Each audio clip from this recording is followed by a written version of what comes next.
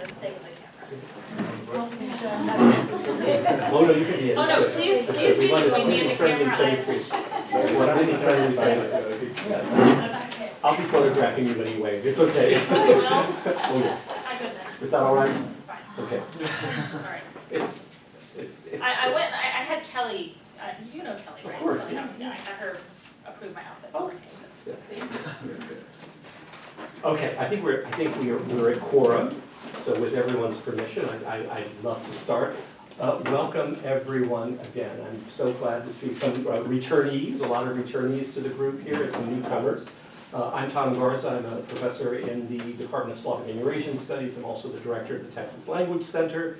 Every time I start off saying I'm just so excited about this. Now the last 3 sets of Language Matters program does, so it's 3 semesters. We've been featuring the wonderful work that our graduate student language instructors, AIs, TAs do for our programs, and indeed have I think we have found that as the faculty instructors of these courses have learned so much from you all, so we're very, as always, grateful. This is our last meeting for the fall semester. We'll be back, of course, in the spring with 3 more, and we're going to continue for 1 more semester, I think, doing grad students. So, any brave souls want to either a repeat performance or a new performance, please come and join us in Language Matters. But it's my honor today to introduce a grad student I was able to have the fortune to have in one of my own seminars, and have had the joy of watching her very masterfully teach courses in Arabic in our program. Kim and I will we play with the middle name as in your last name. So often I say it Canuette. It's Canuette. Canuette. Why is it? Well, I won't go into that. That's it involves a very regional, southern woman in Georgia. Regional somethingism, right? Canuette-Grimaldi is a PhD candidate in comparative literature with a focus in contemporary Arabic and Persian literatures. She has worked in Arabic classrooms at all levels and has taught literature and writing courses in Arabic. Her research focuses on disability experiences in the aftermath of the Iran-Iraq War, challenging understandings of the conflict that center martyrdom discourse at the expense of the war's survivors. She's particularly interested in the ways that disability and abilities fundamentally alter social mores and rearticulates the relationship between individuals and their nations, their families, and environment. As a disability studies scholar and teacher, she strives to be attentive, as you saw in the different handouts here, to the needs of her students with disabilities in all classrooms, and especially the language classroom. Today on the subject of inclusivity and access in the language classroom, please help me welcome Kim Canuette-Grimaldi. Thank you very much. That was a very kind introduction, Dr. Garza, and thank you for having me in this space to talk about this issue. It's very much motivated my approach to teaching for much of my career, though I will say that I started off with not much knowledge in the way of accommodating disabled students, particularly in language classrooms, or really aware of the ways in which the University of Texas strives to accommodate different types of disabilities. So I'm going to talk a little bit about this and that in the presentation. But before I get started, I want to make sure that I encourage everyone to be comfortable in our environment, which means that if you need to stand up or move around, or if you need to leave for any reason, please feel free to do so.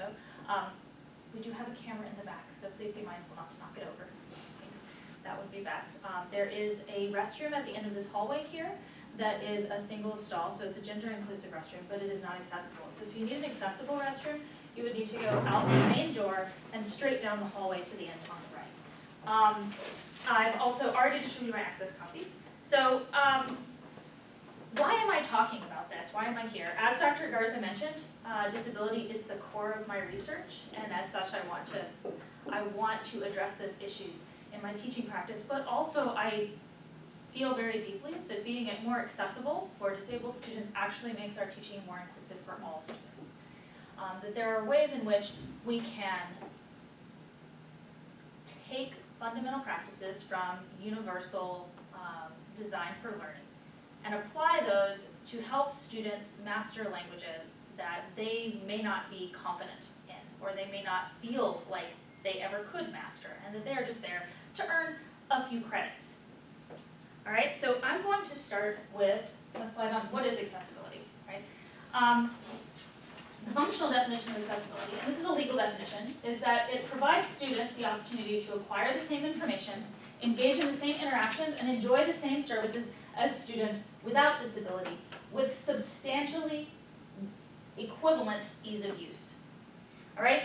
Which means that definitionally this is about helping disabled students, yet accessible teaching makes classrooms more inclusive and inviting for all students. Even those who may not identify as disabled may need what we would label accommodations, but they might not understand themselves in that way or bring that to you. So there are ways that we can start our class off from the very beginning, making things easier for students to access. So of course, if we're going to start at the beginning, we have to start with the syllabus. All right, our syllabus policies are, I bet everyone probably knows this. When I first started teaching, this was the only information that I have on the syllabus of disability. This was it. This is actually a direct copy from the Student Services for Disability website. So this is our minimum legal requirement that we must meet as instructors. And it says, if you are a student with a disability or think you may have a disability and need accommodations, please contact Services for Students with Disabilities. You may refer to SSD's website for contact and more information, and it includes the website. If you are already registered with SSD, please deliver your accommodation letter to me as early as possible in the semester so we can discuss your approved accommodations. I'm going to offer a couple of other examples before we move on to talk a little bit about what you might do on your syllabi. And I do want this to sort of be an inclusive, let's say, flipped classroom model, since that's what we all do here, right? Another option, and this I got from Universal Design for Learning at McGill's University Office for Students with Disabilities. As the instructor of this course, I endeavor to provide an inclusive learning environment. However, if you experience barriers to learning in this course, do not hesitate to discuss them with me and the Office for Students with Disabilities, and obviously this contact information is from McGill. And here's a third option. This course is, this one's from Rice. This course is intended for all Rice students, including those with mental, physical, or cognitive disabilities, illness, injuries, impairments, or any other condition that tends to negatively affect one's equal access to education. If, at any point in the term, you find yourself not fully able to access the space, content, and experience of this course, you are welcome and not required to contact me by email, phone, or during office hours to discuss your specific needs. This one's a little longer, so we're going to go on to the second slide. I also encourage you to contact the Office of Disability Support Services and the location. If you have a diagnosis, this office can help you document your needs and create an accommodation plan. By making a plan through the Office of Disability Support Services, you can ensure appropriate accommodations without disclosing the condition to your instructor. So before we move on, I want us to take a minute to talk about these statements. I think everybody actually has a print copy, which is wonderful. So what does your accommodation statement look like in your classroom? Like, I guess let's talk in like groups of 2 or 3, and then maybe we'll share as a group, like, what does your accommodation statement look like? And what are the differences across these statements? What makes them more or less inclusive and more or less accessible, more or less inviting to our students? Right? Does that work? Yes, please talk in groups and I'll like. So it depends on the syllabus. I used one. So you just it's 11, but then ours looks very much like this. I think in part because it's yeah, we have a classroom. What is your okay? And what are the Get this to me as first. yeah, like the first one? Yeah. Find that you're about to give the final exam, and they just like. Yeah. Yeah. So in Japanese, are there a lot of sections or do they follow one syllabus?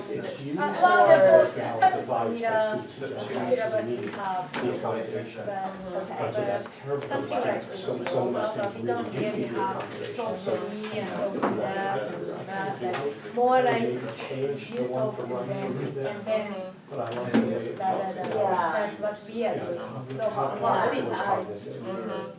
because you can tell me, but I don't yet. On the other hand, sometimes you have supervising the Yeah, student make it's the more like- judgment, it And has then like I receive a and lot then of they data. feel textbook well, say- yeah, on Yeah, the test, so yes, you have but on the a- quiz, I don't, and then it's like, Yeah. okay, they Yeah. are, Yeah. okay, it's up to you. Yeah. Because we're the Spanish department. So- And Oh, we you have are, so many. Yeah. we have a lot of different It's kind of sections. it's- Yeah. And It's so interesting, and then so it our makes it so syllabus easy looks to more have it. like, So our it's like syllabus policy Only the looks more like syllabus the is first one. inaccessible if you've Because already it's taken that so step. uniform. as an Yeah. But then we instructor. also all individually have an addendum. Oh, yeah, of course. And I think on my addendum, I've tried to do some of So the it's more, really like the it's more like the second one, which is- but it's still not, it's still, it's Well, maybe this still last not one, exactly certainly that. gives more variance. But I do think this instructor discourse, I never provide a basic learning environment, I'm fairly positive I have something like that on my addendum. So why don't we come back and talk Yeah, as a it's- big group yeah. so that we can keep moving along, but also I wanna say like this last question, right, which is more, I don't have the right answer to this. Right. I'm not telling you that one of these is like our ideal, and actually, none of these is what I write on my syllabus when I have the freedom to do that. So I think I heard some groups mention one of the challenges of talking about syllabus policies. Does anybody wanna throw that out The there? uniformity of it. Yes, right, I've been in Arabic, we have 8 sections of first year Arabic, we all have to have the exact same syllabus policy. Yes, yes. I will say I did not include the accommodation statement that was originally on the one when I first came in, I think this has changed now, that said, you need to get a letter and then you need to talk to me about it, and that was pretty much our disability statement, right? With need in bold on both sides.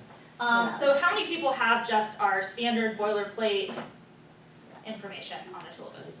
Some of my syllabi have A that. couple of modifications, yeah. Well, a couple more, how do you modify it, Dr. Garza? Well, I really do, I think the bit that they have listed as, get this letter to me as early as possible. I say without, except in, I always say with exceptions, get this to me by, and I usually give something like, if it's fall semester, like September the 20th. I wanted to, the point being that accommodating isn't always simply waving my hand and there it is, accommodations are done. It requires getting a room to take the exams, and if they need quiet space, it requires me shifting things, like in one case I had, in a class of 250 students, a request for no perfumes or cologne to be worn. That was a tough one to arrange. The best I could do was to arrange of several rows where there would be no students who agreed to say, well, I don't wear cologne, and I'll sit in the front row, and the student can sit there. But it takes time to make some of these accommodations, and so it's not punitive. I don't want to say, get me your accommodations or else, but rather get them to me so that we can make the accommodations happen. Because I do find students coming to me at in week, 28, Yeah. 2 saying, days before the exam, I need a room by myself. I need a room by myself with twice the time. 2.5 times, Yeah. Yeah, so we're navigating a really difficult line here in this. But also, one of the challenges of the first statement, I'm gonna jump in on this, and I'm gonna actually go back to the first statement, Please, that's this, I'm curious. is that you have to have an accommodation letter. Yeah, You have to have a letter. right. One thing that I've seen happen a couple of times, especially for freshmen, if they don't have an IEP in high school, individualized education plan, it Right. takes them the entire first year of Yes. college Oh, to no. get a Yes. student services Yes. letter. I've seen that too. We have huge delays, and yeah, I guess I probably should have prefaced this with, obviously, I'm not affiliated with Student Services for Disabilities, but I do really strongly encourage students to take advantage of those. They also have an excellent program called the Disability Advocate Program, that you can take courses with them to learn how to be a disability advocate. But at the same time, they also recognize that there are some challenges with this model, Yeah, right? And the model is, student needs to go get a letter, right. well, student needs to go to a doctor. Then student needs to bring medical documentation to Student Services with Disabilities, and then Student Services with Disabilities needs to issue a letter that then gets sent to faculty or given to the student to hand to faculty.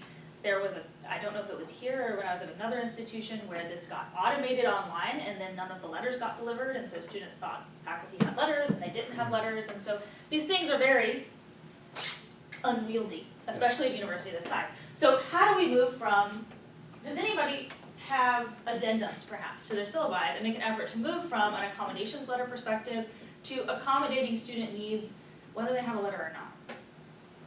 And what sorts of needs would you accommodate without a letter? Right. Well, yes and no. And I'm probably gonna get in trouble by admitting this, but I've so my very first semester teaching here, I had a deaf student who presented with a letter, and in a language course, listening is still a very large part of what we assess and try to teach. And from that experience, then maybe like, I don't know, 5 years later, I had a student who had been, and my first student was like, had a hearing aid, had been deaf her entire life, like this was something that she just navigated the world with. And then 5 years later, I had a student who never had a letter from SSD, but was a veteran, and was like, my hearing's never been the same since an IED exploded.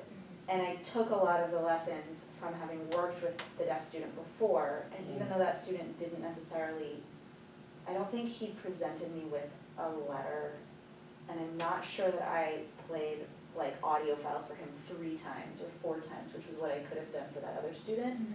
But I did try, like I tried to encourage him to like, hey, you can take your listening quizzes in my in my office or in a reduced distraction environment if you need it, and then he never took me up on it.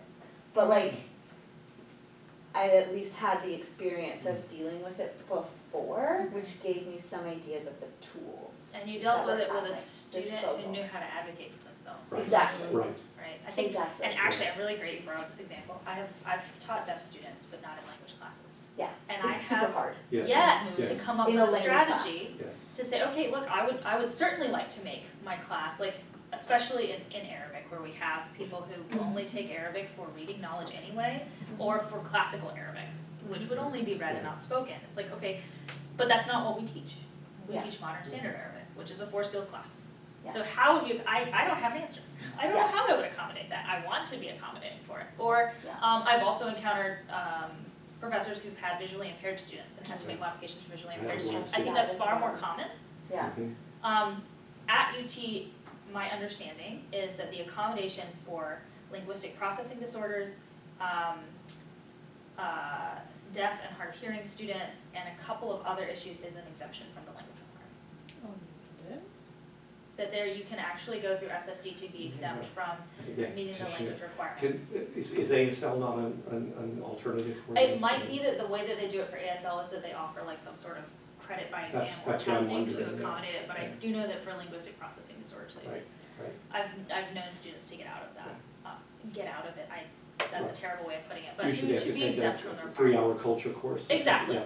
They meet it through an alternative Yeah. system that doesn't require a course, which for them would be exceedingly more difficult Yeah. than for other students, Okay. right?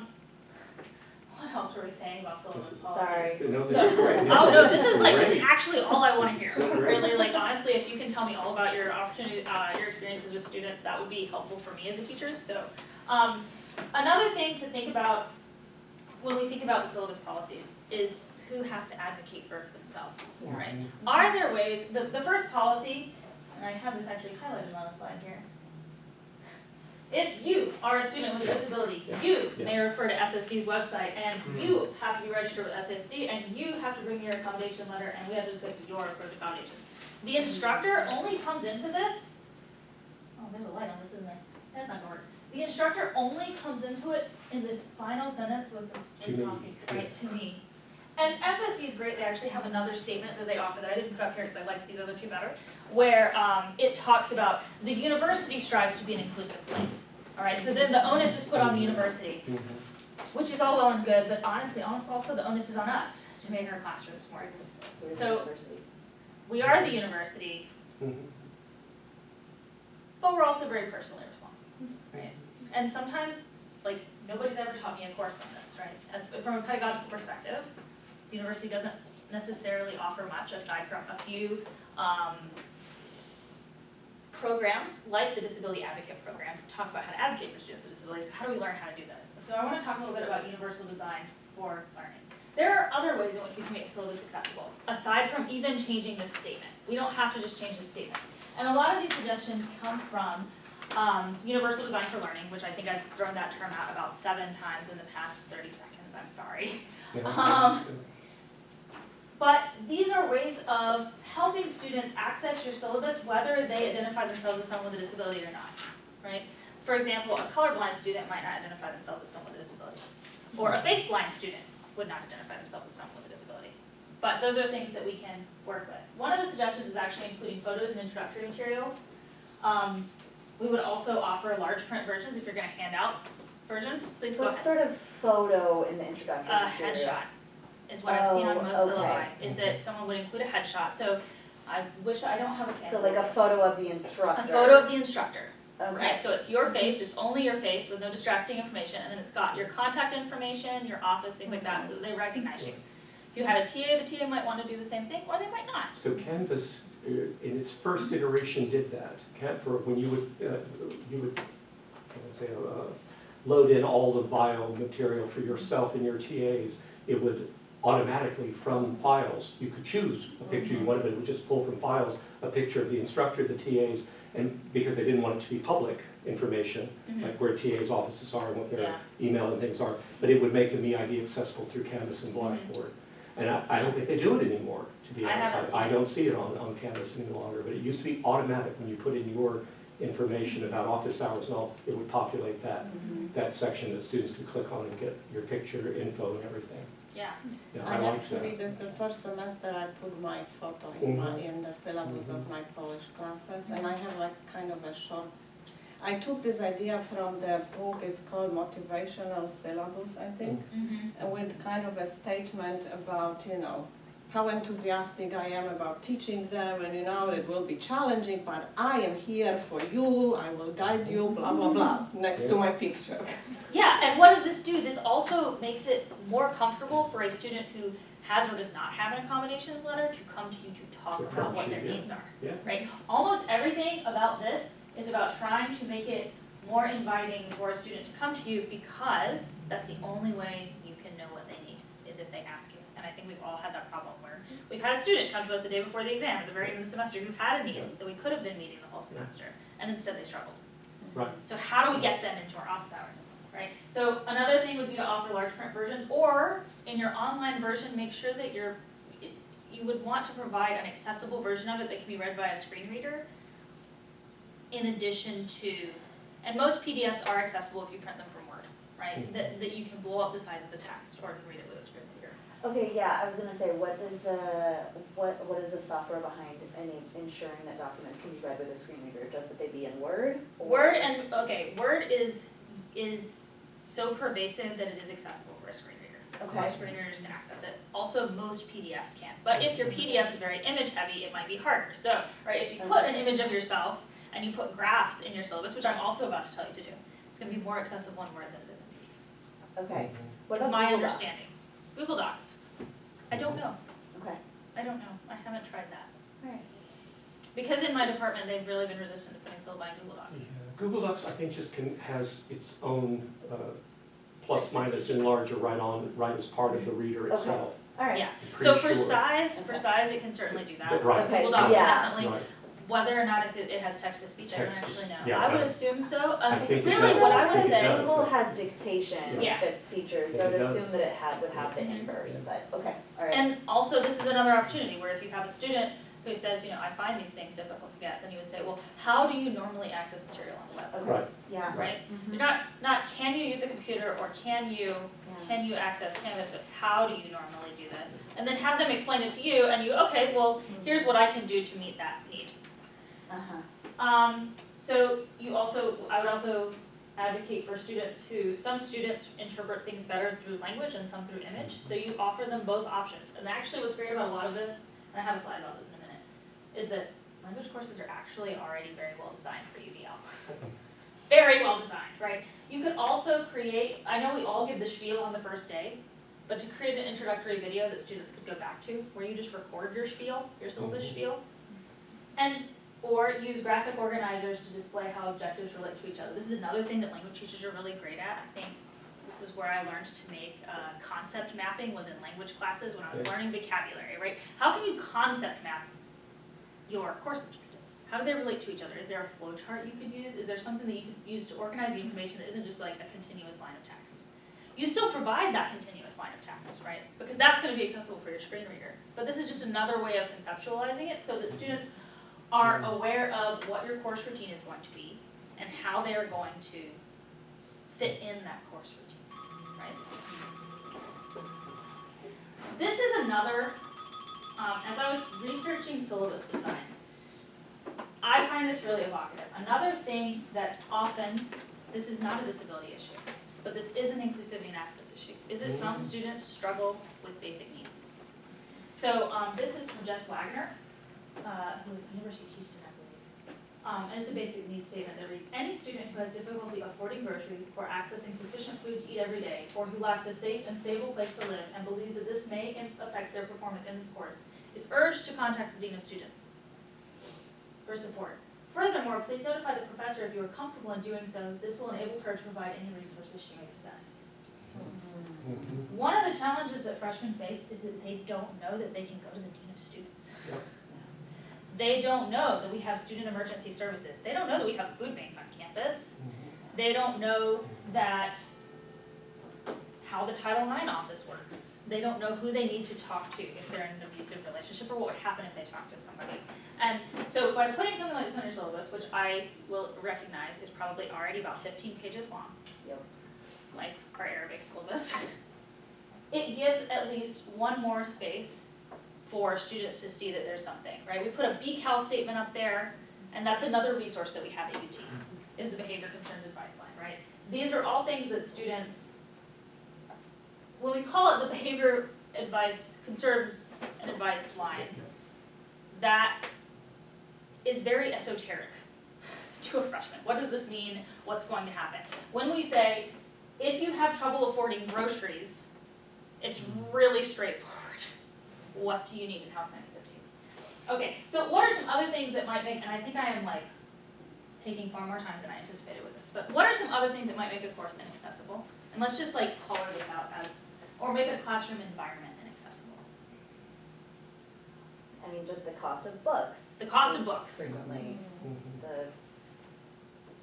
the deaf students, the blind students, the fact that a 4 skills course, a fourth of the course might be based on like something that they might be biologically incapable of, like that input. Yes, they might not be able to, or they might not be able to access that input in the same way that Yeah, other students do. There's that, yes. There's thank like a you, way, that's there's a the way. workaround, but we Yeah. don't necessarily know what it is because we haven't lived that experience Yeah. as a teacher. Yeah. What else? Physical space of the classroom. Physical space Yeah. in the classroom. Yeah, 'cause in spite of ADA, there's still a lot of classrooms on UT that I remember when Elizabeth broke her leg, you can't get to the stage where you lecture from without going up steps. And this is an important point, that our classroom shouldn't just be accessible for our students. Mhm. They need to be accessible for us as well. Yep. As instructors, that we have bodies, we have needs, and those needs change over time. Yeah. And we should be able to, I mean, I think that you can actually talk to student services for students with disabilities about some of those issues as faculty, but I'm not fully aware of what the process would be for faculty at UT if we needed accommodations. Right. Also, about this access issue, how difficult it is to get into a building. Have you ever tried to only go into a building via accessible routes without taking any stairs? Actually, yeah, because I go to every week to the library to bring Japanese books, so I have like this extensive reading thing. I start using the travel things, Card, and then yeah. I found out how difficult from WCH to go to PCL to not to use stairs. Right. And then it's just like you said, until then, I didn't, okay, we have all the things I felt, but then you are right. Mhm. It so takes forever, like it takes a lot of Yeah. time. And this is an excellent example because it shows the ways in which I never thought accessible about it. design Yeah. makes things more accessible for everyone. Right. Right? It's not just a student in a wheelchair who would need access to curb cuts and ramps and elevators. It's a professor who's bringing 45 books to the library. Or, I'm sorry, that might be an exaggeration. I don't know how many books you bring. I just cannot, so I just. You can't carry them, so bring you. Right. So, but it's just Mhm. something that makes me think, wow, I didn't even think Mhm. after all the years. Or it might be a parent with a stroller too, Mhm. right? That's really, actually, Oh, yeah. specifically yeah. curb cuts, when those came into existence, it was a veteran in a major city in the Midwest, and I don't remember which one. And what they discovered was that this made the city much easier for everybody to traverse. And then, of course, curb cuts started to become more universal throughout the United States. They're like, oh wait, this is actually convenient for more people than just, we're not just serving a small population, we're serving a very large population by doing this. what kinds of accommodation requests have you received? Dr. Garza already mentioned time and a half on tests or double time on tests. What are some other accommodations? Silent spaces for Right. test taking? The absence. Yeah, leniency. Leniency Yeah. on Yeah. absence, And attendance. tardies. That's a hard one in language classes Yeah. too. That's Yeah. very hard in language classes, yeah. And also tardies though. Tardies. Yeah. Tardies, it really does relate to the structure of our buildings for a lot of disabled students, right? If you're in a wheelchair and you can't access the door that's closest to your classroom, you have to go all the way around to the back, find the ramp, go up the ramp, then traverse the building and across the building to find the elevator. It's gonna take you twice as long as anybody else to actually get to your classroom. So those are things that we have to be lenient on, but at the same time, right, in a language course, what do? We're going from minute one, Yeah. right? Yeah. What do we do?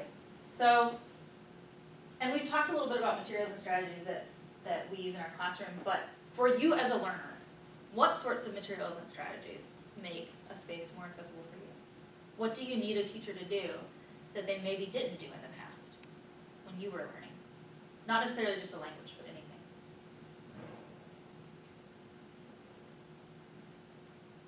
Well, one thing that I've tried to do to help with tardies is I just started class with like a short meditation. It's not even like an actual meditation, sometimes I'm just making stuff up, but just that gives an extra minute.